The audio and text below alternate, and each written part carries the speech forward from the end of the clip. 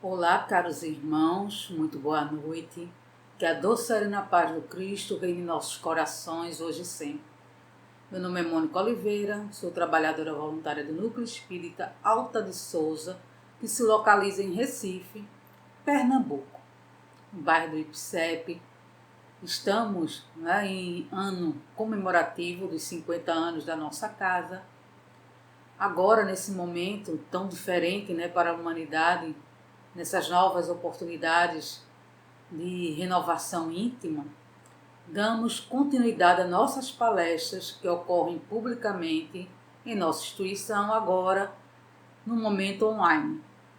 Agradecemos a todos que estão aí, se inscrevendo no canal, curtindo as palestras, os estudos, as nossas atividades que se encontram na versão online. Somos muito gratos pela atenção de todos. Essa noite nós vamos estudar o livro A Gênese, a quinta obra da codificação kardeciana. Vamos trabalhar o capítulo 17, que trata das predições do Evangelho. Em particular, o capítulo que fala, o item que fala das cidades impenitentes e ruína do templo e de Jerusalém. É uma passagem evangélica, os textos evangélicos, em sua maioria aqui de Mateus e de Lucas, mas bem interessante para que possamos refletir sobre as observações do Cristo em relação ao que ele fazia quando passava pelas cidades, e como o povo reagia e como ele via essa reação. É bem interessante. Então, antes de começar nosso conteúdo escolhido para a noite de hoje, vamos fazer a nossa prece para que possamos nos harmonizar, nos sintonizar com o alto e com nossos benfeitores. Vamos elevar o nosso pensamento ao alto e orar para entrar em conexão com a espiritualidade maior. Deus de amor e infinita bondade, graça rendemos por mais essa oportunidade de unidos e reunidos em Teu nome, buscarmos refletir sobre os ensinamentos que a doutrina nos revela sobre o Teu Evangelho de amor. Que a Tua luz, que a Tua paz se faça conosco, que o amparo da nossa mentora Alta de Souza e espíritos amigos da divulgação doutrinária possa nos inspirar e que possamos, através da intuição, estarmos atentos para as observações necessárias sobre o conteúdo.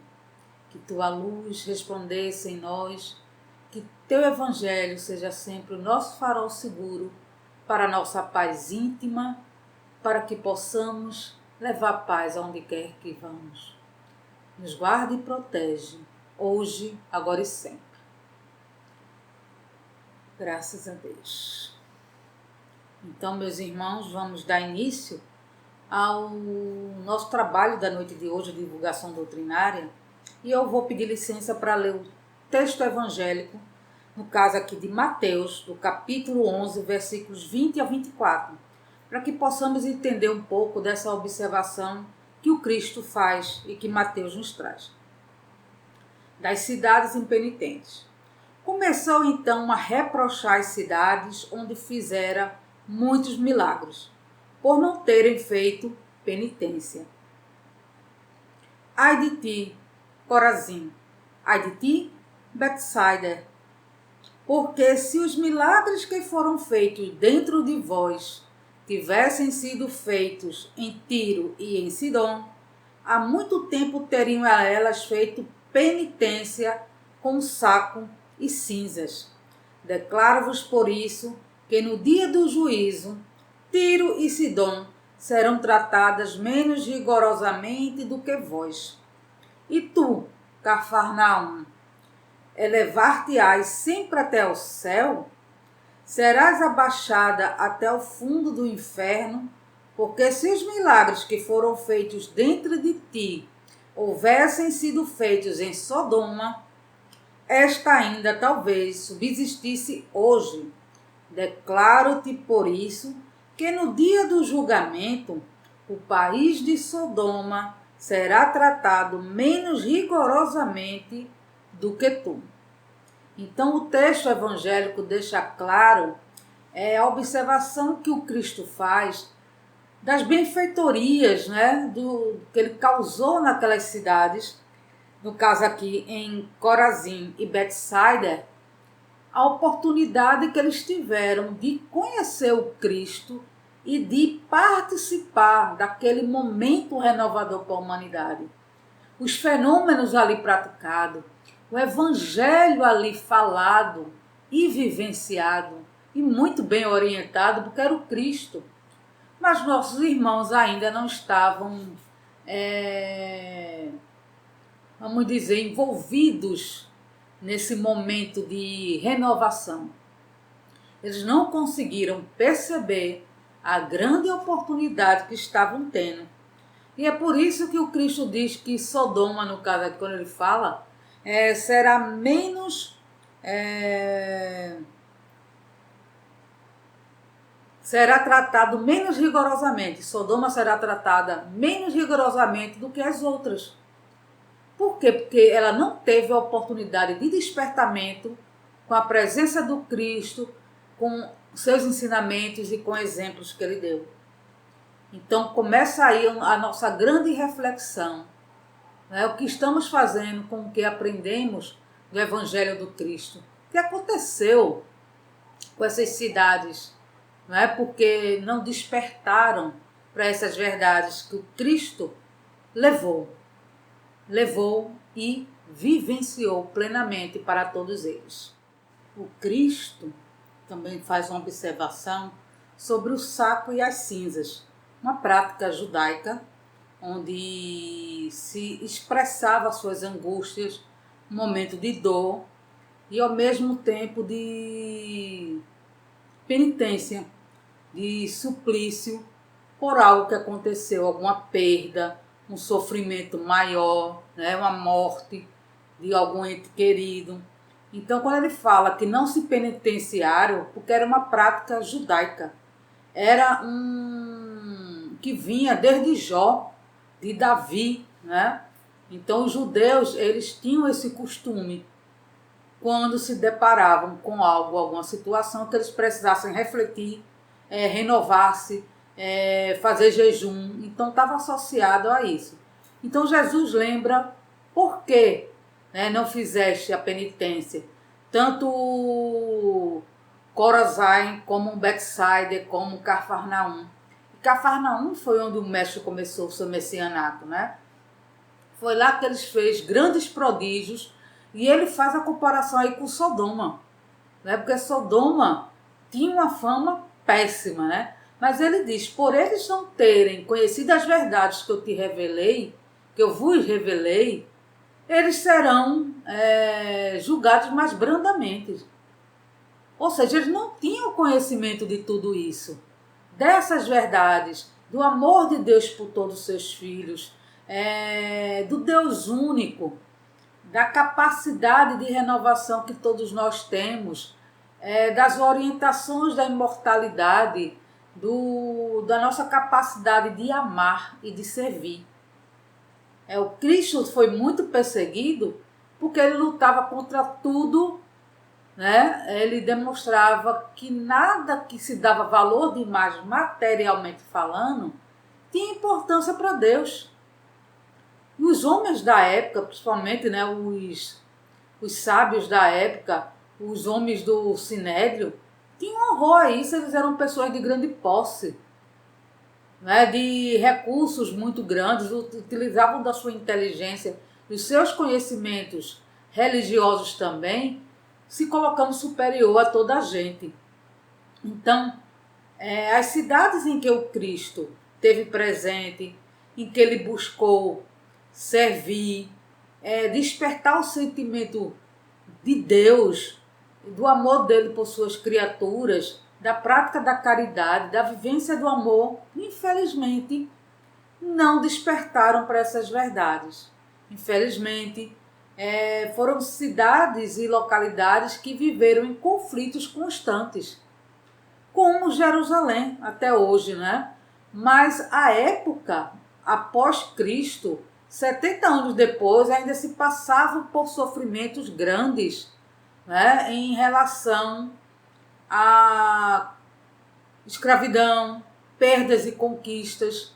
Então esse povo, o povo judeu, teve um histórico de sofrimento e de dor muito grande, mas também teve a grande oportunidade do aprendizado, da reflexão, né, de buscar através daquilo que estava sendo revelado para eles. Aí eu fico pensando, poxa, era o Cristo que estava ali à frente deles, o Messias, o enviado de Deus, e mesmo assim eles não despertaram. Nós, muito de nós, 2000 anos depois, mais de 2000 anos depois, ainda não despertamos. Então aquelas criaturas tiveram contato com aqueles grandes fenômenos, tiveram contato com as curas, né? O fato de curar leprosos, a lepra, que era uma doença à época, né, que não tinha cura. As pessoas que tinham lepra eram relegadas, assim como outras enfermidades, como a mulher hemorroíça, como aqueles que viviam em situação de rua, porque não podiam ganhar próprio sustento por conta de serem cegos, terem deficiências, paralíticos, né? Então Jesus vem trazer a informação da misericórdia divina. Ele vem mostrar que Deus dá tantas oportunidades a todos nós, mas muitos de nós ainda não despertamos. Aí eu fico lembrando aqui de todos nós no Brasil. Brasil, coração do mundo, pátria do Evangelho. E quando ele diz pátria, né, do Evangelho, é a pátria que abrange tudo, todos os credos. O Brasil é um país laico, né, em que os credos, as crenças podem ser conduzidas sem medo, ou pelo menos deveriam. Em alguns momentos tem alguns irmãos que se excedem nas discordâncias dos pontos de vista religiosos, mas isso não é realmente tome um teor tão grave. Quando surge, imediatamente alguns outros que pensam diferente tentam se ajudar, né? Se cuidar um do outro. Mas o Brasil, coração do mundo, pátria do Evangelho, o que é nos ofertado? Porque se o Messias, em Cafarnaum, levou para lá seu Evangelho, começou seu messianato lá, e diz a Cafarnaum que ai de ti, né, que serás julgada rigorosamente, porque recebeste muito, foste muito bem informada do Evangelho, das verdades do amor do Pai. Então, se a Cafarnaum ele se dirige dessa maneira, aí eu lembro aqui do Brasil, nessa situação de pátria do Evangelho, aquele local que abrange, aquele coração de mãe que abrange todos os outros países, que foi escolhida para albergar, para ter o Evangelho correndo em suas veias, no sentido, na sua veia moral. A oportunidade de transformação de todos aqueles que faliram de alguma forma em outras localidades e são trazidos para cá, para aprender a se moralizar, a se renovar. E quando nós falamos dessa renovação, né, dessa moralização necessária, quando falamos desse Brasil, pátria do Evangelho, que acolhe, né, tem esse papel de acolher todas as nações, nós vamos lembrar que aqui, né, esse poço de revelação, porque tem uma maioria cristã, em suas devidas vertentes católicas, protestantes, nós espíritas e outras vertentes, que busca orientar as criaturas através do Evangelho do Cristo, que busca mostrar a importância de termos a religião e a religiosidade, porque não basta ter religião se eu não consigo ter a religiosidade. Então é importante nós vivenciarmos esse amor. Nós realmente, e principalmente, né, que diz que nós espíritas somos os últimos chamados, porque já passamos por outros credos e não despertamos. Essa é a nossa última oportunidade, vamos dizer assim, de despertar através da doutrina, que nos revela muito mais do que outras crenças. Então, nós somos convidados a mudar.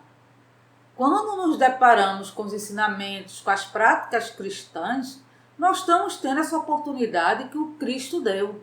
Principalmente nós espíritas que conhecemos fenômenos da forma que conhecemos, porque os outros credos também conhecem, dão o nome de milagre, né? E outras denominações, mas nós temos esse conhecimento da imortalidade da alma, da energia, dos fluidos, de tudo que movimenta o universo, da nossa condição de espíritos imortais. E o que estamos fazendo com esse conhecimento? Como estamos lidando com essas informações? Como estamos aqui no Brasil, coração do mundo, pátria do Evangelho? Porque quando observamos nosso país, mas muitos falam, mas aqui parece que tem tudo que não presta. Tem outros países que tem também, tanto tem que quem não se resolveu lá, né, foi um exilado dentro do próprio país, dentro do próprio globo, vamos dizer assim. Não migrou para outro orbe, mas migrou para a pátria do Evangelho. Então os que faliram lá ia se organizando, ia melhorando, aquelas criaturas não se incluíam pela sua conduta moral, vem para o Brasil. Então nós todos que estamos aqui no Brasil, né, temos que ter muito cuidado quando apontamos dedos, porque diante das etapas que já viemos de encarnação em outro momento, nós podemos ter despertado e outros irmãos ainda não. Precisam renascer aqui ainda para uma nova tentativa de aprendizado. É quando falamos dos médios, é quando falamos da obra Os Mensageiros, que fala dos médios falidos, Tormentos da Obsessão de Manuel Filomeno, que fala dos médios falidos, fala daqueles que acertaram também, mas na maioria, irmãos que não conseguiram corresponder ao seu projeto reencarnatório, não conseguiram sair daqui do orbe, do orbe, para a esfera outra espiritual, com espíritos completistas.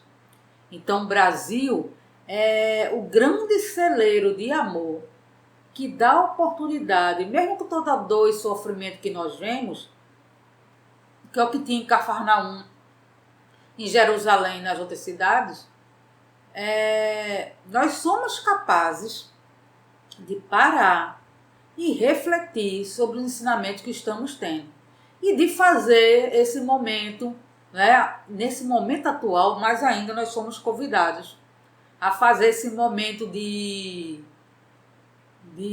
renovação através, simbolicamente, do saque da cinza. Desse momento em que vamos nos despir, né, das nossas outras questões, vestir o saco, que era um pano tosco, que até se colocava alimento, para expressar a nossa condição ainda de angustiados, de aflitos com o que acontece aqui.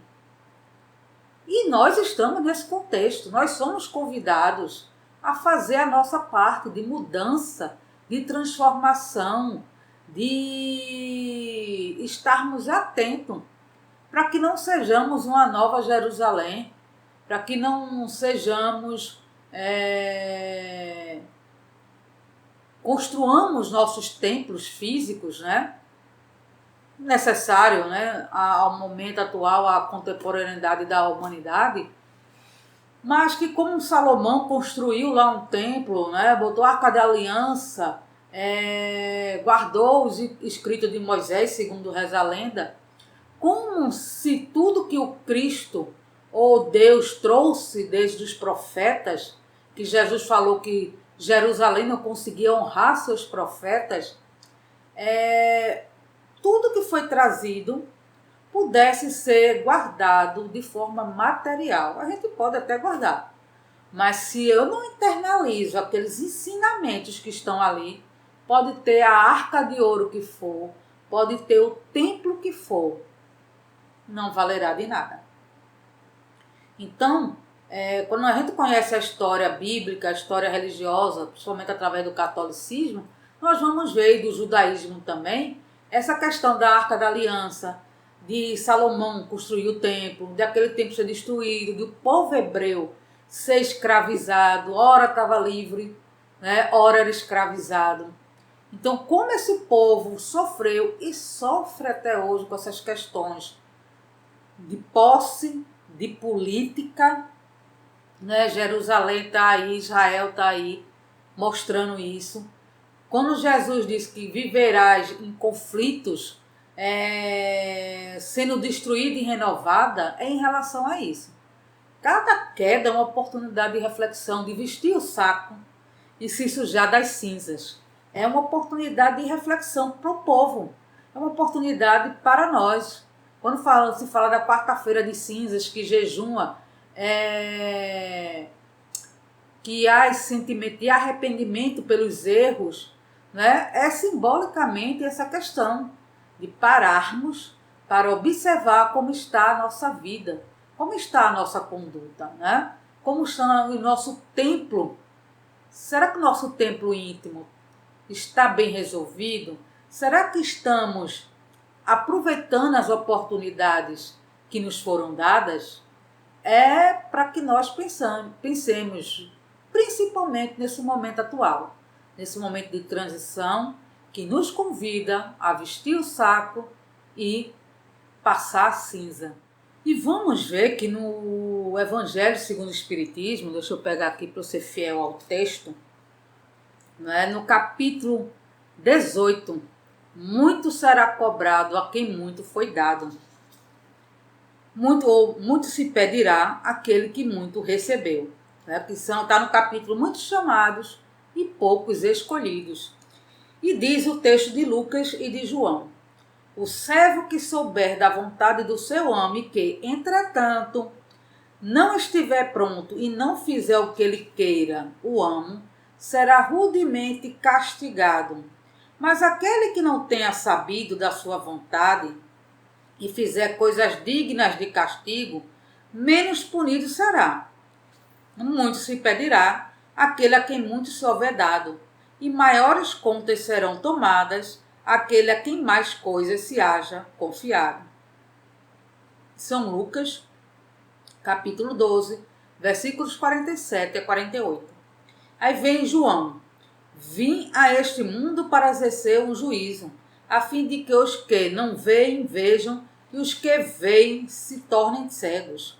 Alguns fariseus que estavam com ele, ouvindo essas palavras, lhe perguntaram: também nós, então, somos cegos? Respondeu-lhe Jesus: se fosseis cegos, não teríeis pecados, mas agora dizeis que vedes, e é por isso que em vós permanece o vosso pecado. São João, capítulo 9, versículo 39 a 41. Quem quer que conheça os preceitos do Cristo e não os pratique, certamente culpado. É certamente culpado. Contudo, além de o evangelho que os contém achasse espalhado somente no seio das seitas cristãs, mesmo dentro de quantos há que não o leem e entre os quais o leem, quantos os que não compreendem. Resulta daí que as próprias palavras de Jesus são perdidas para a maioria dos homens. É justamente o que o Cristo disse quando se referiu às cidades, né? Ele falou, ele mostrou, ele praticou os milagres. E a gente comenta ainda, eu de vez em quando falo isso. Meu Deus, se eu estivesse lá, como é que eu ia reagir a tudo isso? Será que eu ia despertar realmente? Será que eu ia conseguir ter o olhar de Madalena, dos apóstolos, de Joana de Cusa? Ou eu ficaria na condição dos demais? Né? Será que eu estaria na condição de Públio Lentulus, que mesmo vendo não creio, não conseguiu crer naquilo tudo, mesmo tendo sua filha curada, permaneceu com o mesmo equívoco, com a mesma soberba, com o mesmo orgulho? Aí eu faço, meu Deus, ele teve frente a frente com Cristo, porque ele não despertou, porque ele não se deixou envolver pela energia. É a condição de cada um. Mas, já que nós estamos cientes disso, como ele diz aqui, né? Resulta daí que as próprias palavras de Jesus são perdidas para a maioria dos homens. Nós nos deparamos com o Evangelho, nós nos deparamos com a doutrina espírita, nós temos uma bagagem grande de informação. Tem aí Chico com mais de 400 obras para a gente se debruçar e ter informação para tudo. A doutrina, com a sua codificação, já traz toda a base necessária. As obras complementares de Emmanuel, de Bezerra, de Joana, do Espírito Camilo, de Charles, tantos autores espirituais, que Victor Hugo, quanto nos trazem informações valiosíssimas para a nossa reflexão. E muito de nós quer ficar cego, quer não enxergar, quer fazer de conta que não está vendo o que está vendo, que não está lendo o que está lendo, ou seja, não tem olhos de ver, que não está escutando o que está sendo dito. Toma sempre para o outro. Isso é para você, para mim não, não é? Então, nós ainda não nos demos conta do tesouro que temos na mão. Desse tesouro libertador que nos conduzirá à paz íntima, à felicidade, ao não precisar reencarnar, sofrer mais. Nós somos muito resistentes à nossa mudança, porque nossa mudança exige um esforço, exige um sair da zona de conforto. E aí, muitas vezes, nós colocamos um empecilho. Existem as dificuldades, mas nós agravamos, nós fazemos com que ela cresça, que é para justificar a nossa, como Joana diz, nossa preguiça de mudar, né? E no texto do Evangelho segundo o Espiritismo, continua que todos os letrados ou iletrados, crentes ou incrédulos, cristãos ou não, podem receber, pois que os espíritos se comunicam por toda parte. Aqui ele está falando de quanto Jesus podia se comunicar com os espíritos. Jesus, muitos chamam de médio de Deus. Ou seja, e ele diz que nós podíamos fazer todos os prodígios que ele fazia e muito mais. Então, quando ele coloca aqui que a mediunidade, esses fenômenos que aconteciam, que chamaram a atenção, que faz com que Jesus ficasse muito conhecido, onde muitos buscassem mais o fenômeno, a cura a cura externa, do que a cura moral, nós vamos ver que a mediunidade, que era um atributo, para que os fenômenos acontecessem, ela é inerente ao ser. Então, todos nós podemos ser médium, podemos operar esses prodígios, desde que nos condicionemos a isso.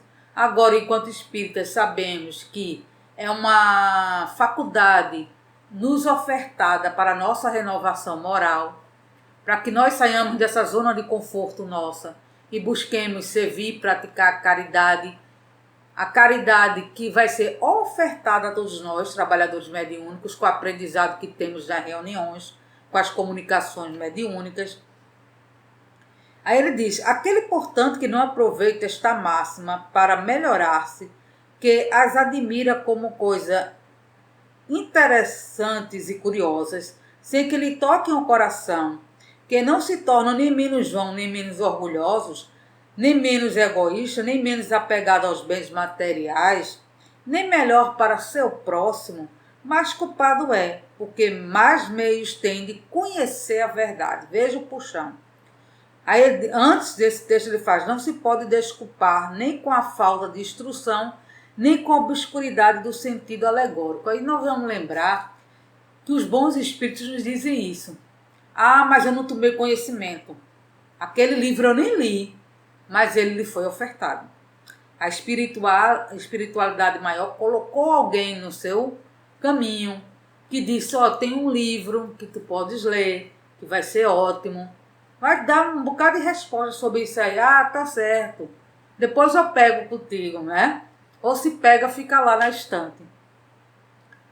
Ou seja, o conhecimento foi ofertado, foi-se dito do que se tratava, que ali tinha informação para que a pessoa lidasse com as dificuldades do momento que ela sentia, porventura, através da mediunidade ou não, e a pessoa não deu a devida atenção. Não é diferente do que aconteceu com aqueles irmãos, né, de de Cafarnaum, de Betsaida. Não foi diferente, eles tiveram toda a oportunidade, viram que não era só Jesus que curava, porque os discípulos depois praticaram essas curas. Jesus era visto como profeta pelos judeus, mas já pelos cristãos ele era, pelos aqueles que aceitaram os seus ensinamentos, ele já era visto como Messias, e aqueles que o seguiam como cristãos. E daí os apóstolos também começaram a fazer esses prodígios. E como eu disse há pouco, Jesus nos disse que podíamos fazer tudo o que ele fazia e muito mais. Agora necessitava de muito jejum e oração. Que jejum é esse? Jejum de nossas deficiências ainda latentes, principalmente no nosso campo moral, a nossa resistência em mudar, né? Ou seja, a nossa dificuldade em aceitar a oportunidade bendita que nos é ofertada, o conhecimento. Então, todos estamos passivos de sermos um instrumento, como aqui foi colocado, né? E podermos ser médios no sentido de trabalhar através da doutrina. Não propriamente eu preciso ser médio numa reunião mediúnica, é isso que vai me transformar, porque não é. O que lhe transforma, Haroldo falou muito bem disso. Eu posso, enquanto controlador de fila, aquela atividade me transformar mais, enquanto eu orador. Que pego aqui o evangelho, repito o que está aqui, que a doutrina diz, digo, é para fazer isso, a doutrina diz para a gente fazer. Eu estou repetindo palavras. Mas se minhas atitudes não vão comungar com o que o evangelho está me dizendo, com as orientações do livro dos Espíritos, do livro dos médios, se eu não procuro praticar isso, eu posso ter um pouquinho assim de merecimento, no sentido de que o que eu falei pode ter ajudado alguém, mas não me transformou. Muitas vezes eu me deixei levar pelo orgulho, pela vaidade. Eu sou orador espírita, subo ali na tribuna. Ô Jesus, que compromisso que nós temos, não é? Conosco mesmo, com a nossa renovação e com o irmão que está ali nos assistindo, com você que está aí do outro lado, escutando, né? Acompanhando o que nós estamos dizendo aqui do outro lado. É um convite do mestre muito grande para que nós nos renovemos. Ele sabe da nossa capacidade moral, ele sabe que nós podemos. Tanto que ele disse, brilhe a vossa luz. Que nós éramos capazes de fazer tudo o que ele fez e muito mais. E somos, né?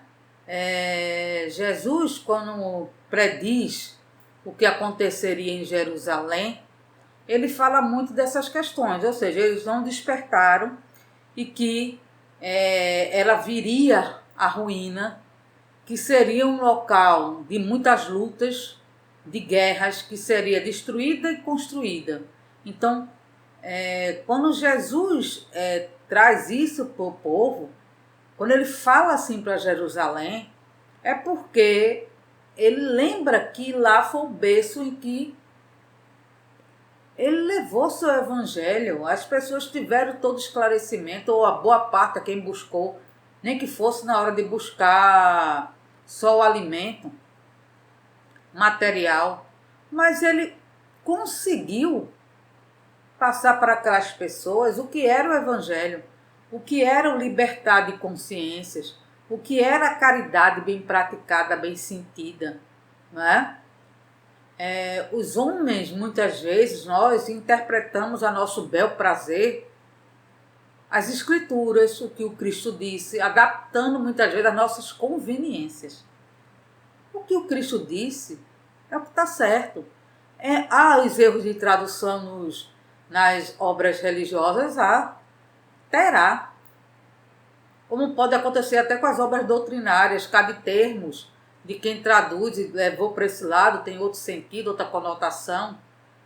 e muitas vezes as notas de rodapé vêm informando isso, mas nós temos a grande oportunidade de mudança, de buscar no Evangelho do Cristo a nossa oportunidade de galgarmos a felicidade que tanto buscamos.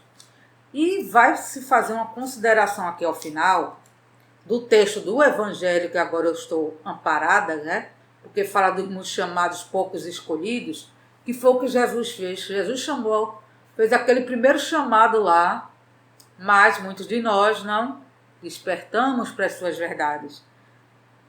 E agora estamos aqui na terceira revelação. E diz, ele continua aqui,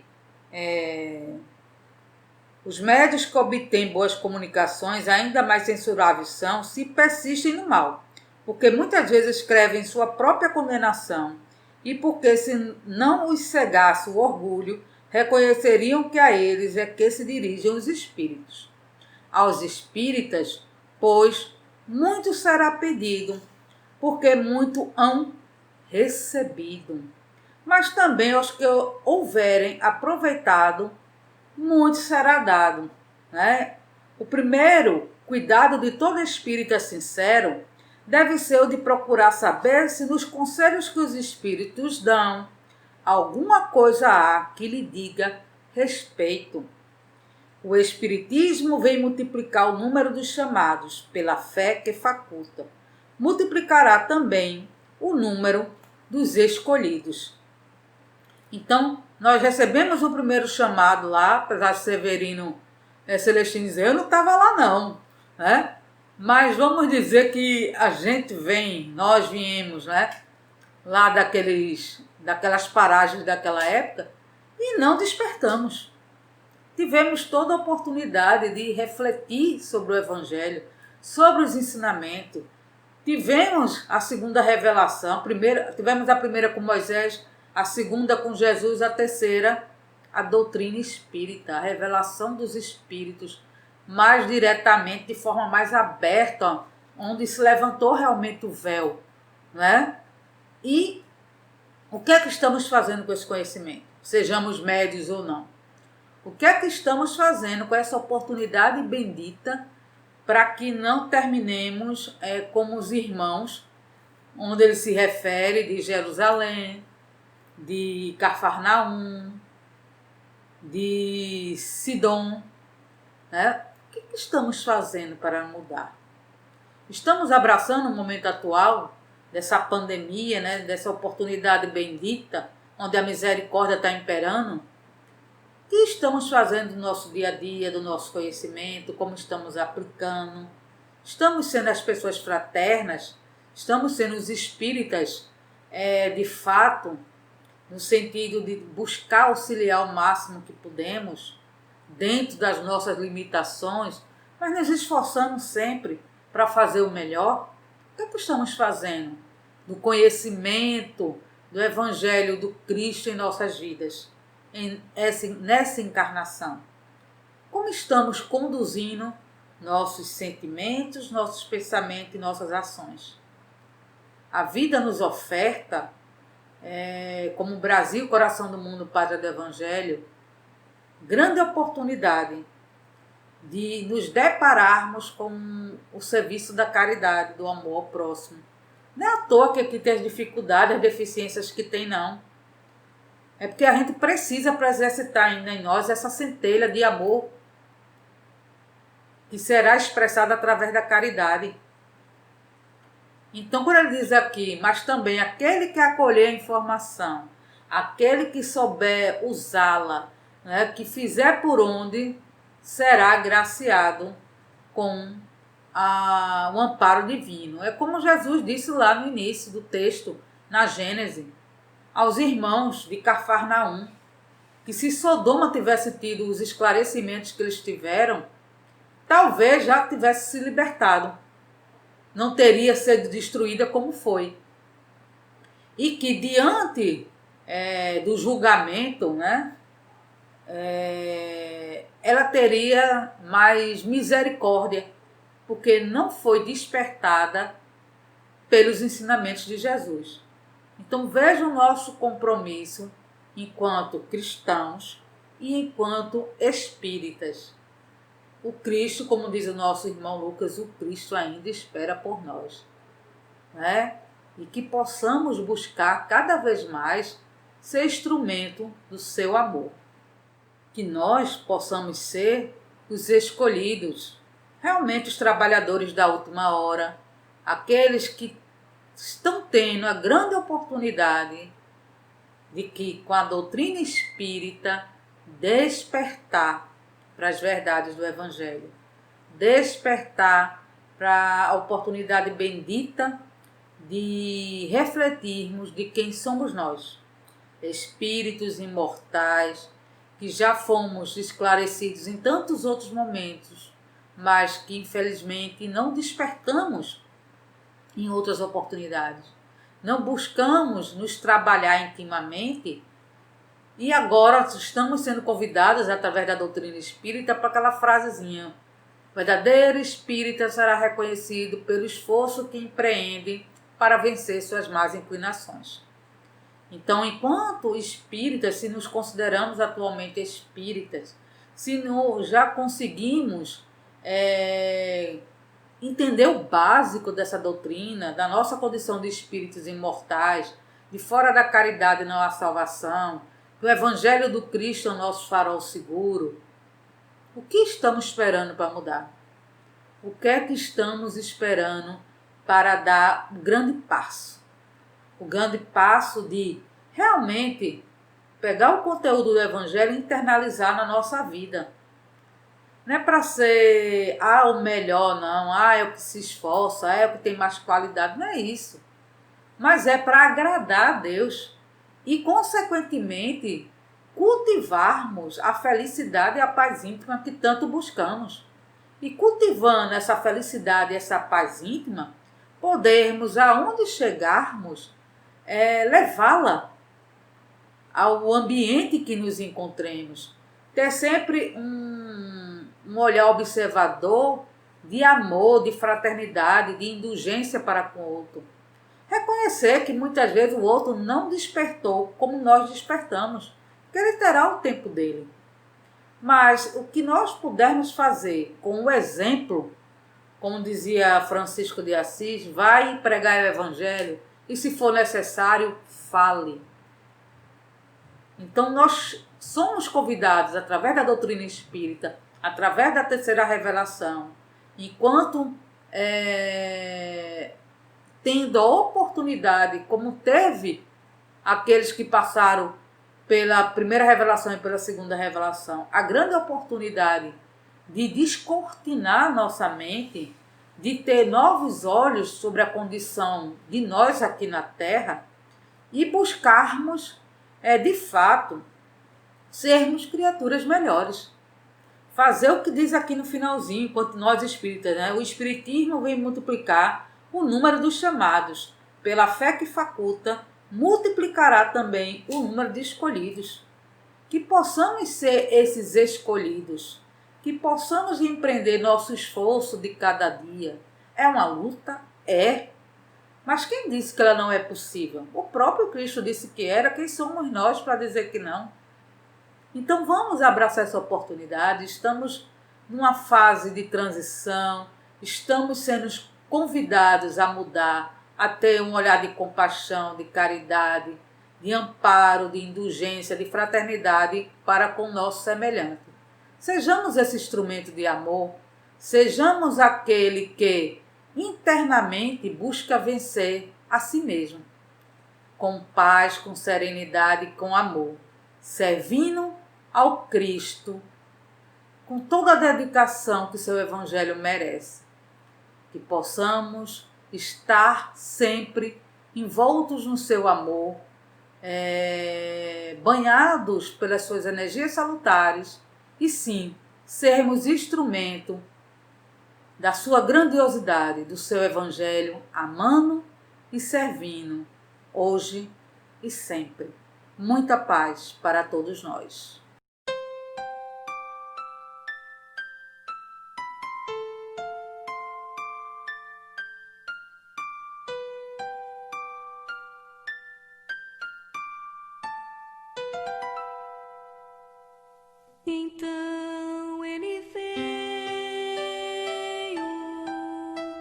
e disse: já é hora de seguir, e indicou um caminho tortuoso, mostrou as pedras e os espinhos,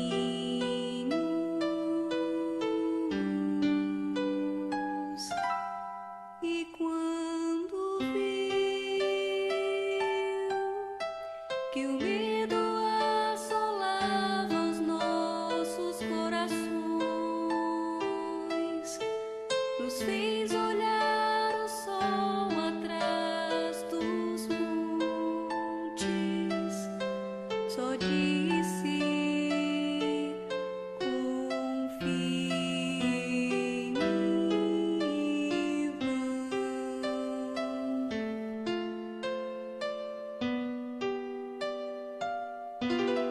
Então viemos, porque ninguém resiste ao seu chamado. Voltamos à terra mãe que nos abriga, o seu amor haveremos de amar.